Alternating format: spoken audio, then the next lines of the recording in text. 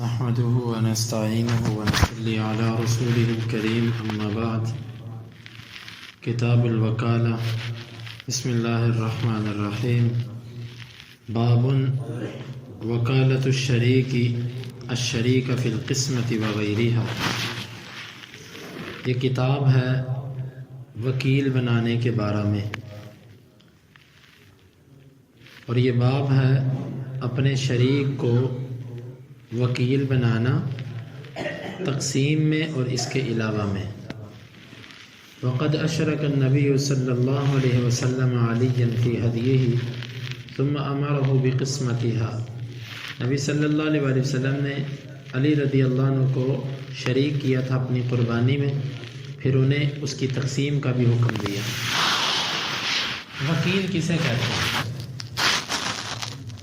انسان اپنے معاملات جس کسی کے سپرد کرتا ہے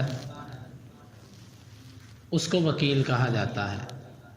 یہ بھی اسلام کے محاسن میں سے ایک ہے کہ بندہ ہر کام خود نہیں کر سکتا، تو اسلام نے یہ رخصت دی ہے کہ تم اگر خود نہیں کر سکتے تو کسی کو اپنی طرف سے وکیل بنا لو. وکالت تین طرح کی ہوتی ہے.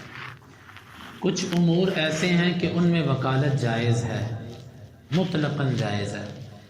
مثال کے طور پہ خرید و فروخت، آپ کوئی چیز خریدنا چاہتے ہیں، آپ کسی کو اپنا وکیل بنا لیتے ہیں کہ بھئی تم میرے لیے یہ چیز خرید لاؤ، اس طرح کی ہو، اتنی قیمت ہو.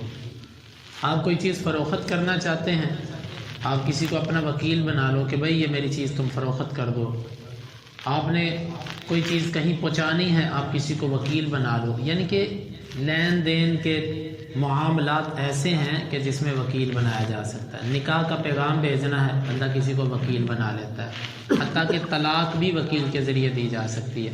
یعنی کہ کچھ ایسے معاملات ہیں ان میں وکالت جائز ہے، کچھ معاملات ایسے ہیں ان میں وکالت بالکل نہیں جائز. مثال کے طور پہ عبادات. کوئی بندہ کہ میں تمہاری جگہ پہ نماز پڑھ لیتا ہوں، تمہاری جگہ پہ جو ہے میں وہ حج کر دیتا ہوں.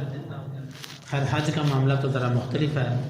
تمہاری جگہ پہ میں قرآن مجید کی تلاوت کر دیتا ہوں، اور اسی طرح تمہاری جگہ پہ میں استخارہ کر لیتا ہوں. یہ سب کے سب ایسے معاملات ہیں کہ جس میں وکالت جائز نہیں ہے. نماز کوئی کسی کی طرف سے نہیں پڑھ سکتا. روزہ وہ ایک خاص صورت ہے، اس کے علاوہ کوئی کسی کی طرف سے نہیں رکھ سکتا. اور اسی طرح کوئی کسی کی طرف سے استخارہ نہیں کر سکتا. یہ بعض لوگوں نے اس کو کاروبار بنا رکھا ہے کہ جی آئیں استخارہ کروائیں. استخارہ خود کیا جاتا ہے، کسی سے نہیں کروایا جاتا. تو یہ معاملات ہیں جن میں نیابت بالکل نہیں ہو سکتی، وکالت نہیں ہو سکتی.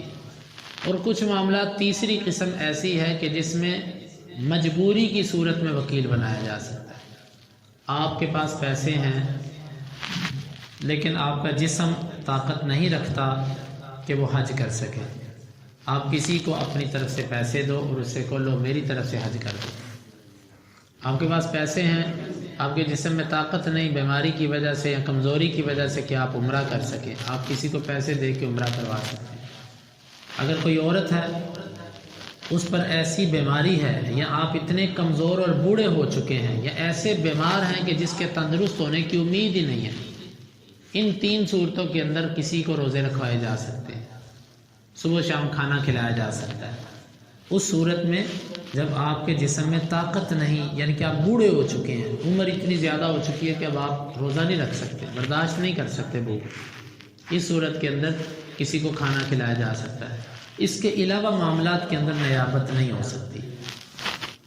یہ باب امام بخاری رحمہ اللہ نے قائم کیا کہ ایک بندے کو آپ نے اپنے ساتھ شریک بنایا، پارٹنر بنایا. کیا پارٹنر کو بھی آپ وکیل بنا سکتے ہو؟ تو بنا سکتے ہو، جائز ہے. دلیل کیا ہے؟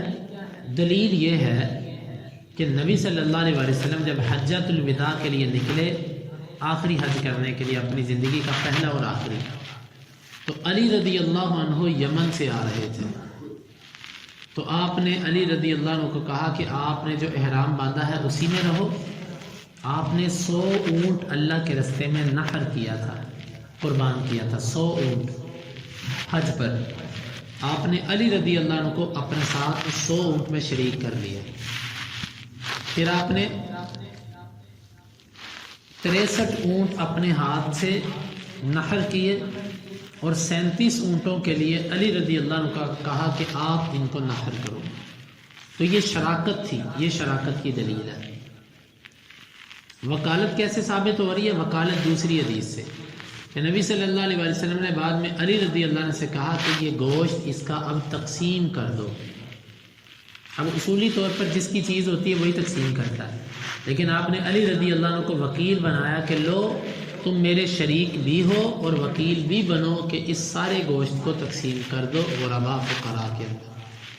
تو یہاں سے امام بخاری نے 2 چیزیں ثابت کی، ایک تو شراکت اور دوسرا آپ نے وکالت ثابت کی کہ شریک کو ہی وکیل بھی بنایا جا سکتا ہے۔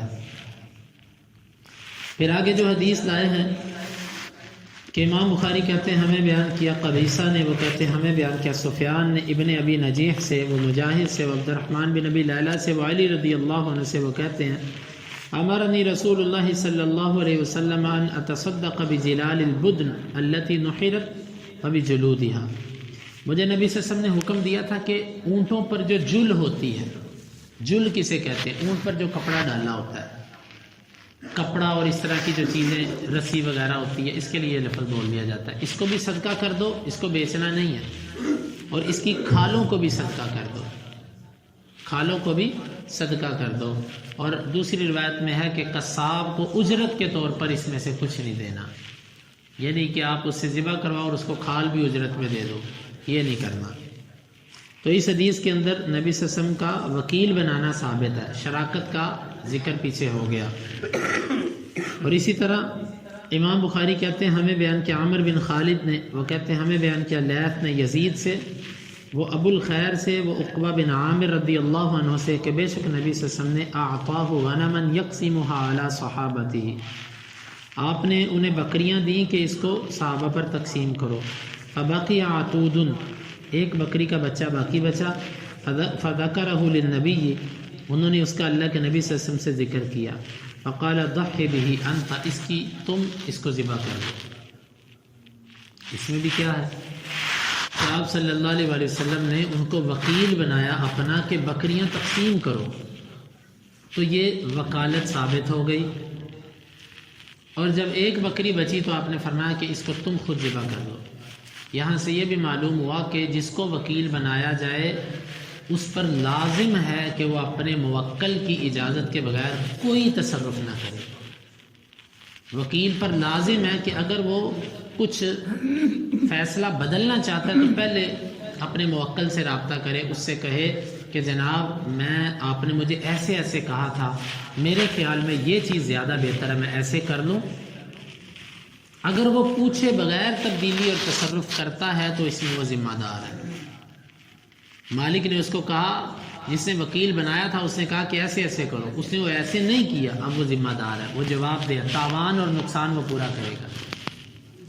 ہاں اگر اس نے ویسے ہی کیا جیسے اس کے مالک نے کہا تھا، پھر بھی کوئی نقصان ہو گیا، پھر نقصان وکیل پر نہیں ڈالا جائے گا، پھر جس نے جو حکم دیا تھا، جو مالک تھا، جو موکل تھا، پھر وہ نقصان اسی پر لوٹے گا۔ البتہ اگر اس نے اپنی مرضی کی، تصرف کیا اس میں، تو پھر اس کو اس کا ذمہ دینا پڑے گا، اس نقصان کو پورا کرنا پڑے گا۔ تو یہ ہیں وکالت کے مسائل۔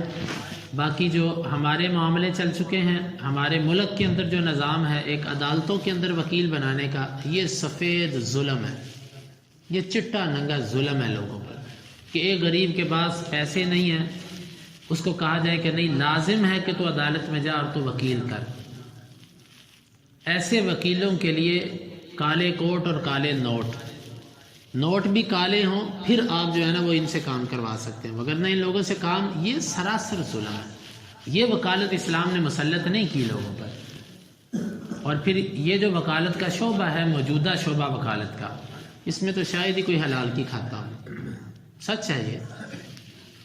انہوں نے نہیں دیکھنا ہوتا کہ یہ کیس سچا ہے کہ جھوٹا ہے، انہوں نے صرف اس کی وکالت کرنے کے اور کیس لڑنے کے پیسے لینے ہیں۔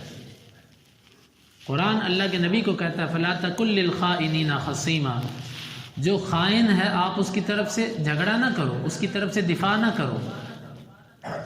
اور اس سے بڑی آفت اور اس سے بڑی مصیبت جو ہے نا وہ یہ ہے کہ فیصلے کروائے کس معیار پر جاتے ہیں. کتاب اللہ پر فیصلے نہیں ہوتے. یہ فیصلے اللہ اور اس کے رسول کے مطابق نہیں ہیں. یہ فیصلے ملکی قانون کے مطابق ہیں جو لوگوں نے خود بنا رکھا ہے. اور یہ کتنا بڑا جرم ہے کہ ایک بندہ اس لیے لڑ رہا ہے، اس لیے اجرت لے رہا ہے کہ وہ کہتا ہے کہ جی میں پاکستانی لا کے مطابق جو ہے نا اس کیس کو حل کرواؤں گا. بھائی تم مسلمان ہو، پاکستان کے لا کی کیا حیثیت ہے اسلام کے آگے؟ اس لیے یہ وکالت کا شعبہ جو ہے یہ شعبہ درست، کوئی بڑا امانت دار وکیل بھی ہو نا جو کہ آج تک میں نے کسی غلط کیس کو نہیں لیا، تو اس کو بھی یہ بات کا جواب کیسے دے گا کہ تم پاکستان کے قانون کے مطابق فیصلے کروانے کی سفارش کرتے رہے کہ جی میرٹ پر فیصلہ کرو. میرٹ کیا ہے کہ پاکستان کا قانون، پاکستان ہو کہ دنیا کا کوئی ملک ہو، ہمیں کسی ملک سے کوئی نفرت نہیں ہے، نہ کوئی دشمنی ہے، کسی اسلامی ملک سے بغض نہیں ہے. یہ جو ہم بات کرتے ہیں یہ بھی خیر خواہی اور ہمدردی کی بات ہے کہ رب کے ہاں صرف اور صرف قرآن اور حدیث کے فیصلے چلیں گے. دنیا کے جتنے مرضی قانون بنا لیے جائیں، اگر وہ قرآن حدیث کے مطابق نہیں ہے تو اس میں وکالت کرنا، اس میں نوکری کرنا، اس میں جج لگنا، وہاں پر کوئی بھی معاملہ کرنا، یہ سب ناجائز شرعاً. تو یہ وکالت جو ہے وہ اور قسم کی وکالت ہے، لیکن ہمارے نظروں میں جو وکالت ہے یہ اور طرح کی وکالت ہے. اللہ تعالیٰ سے دعا ہے کہ اللہ تعالیٰ ہمیں ان احادیث کو سمجھنے کی، ان کے تقاضوں کو پورا کرنے کی توفیق عطا فرمائے. اللهم انفعنا بما علمتنا وعلمنا ما ينفعنا وزدنا علما وآخر دعوانا ان الحمد لله رب العالمین. حدیث نمبر 2099 اور 2300.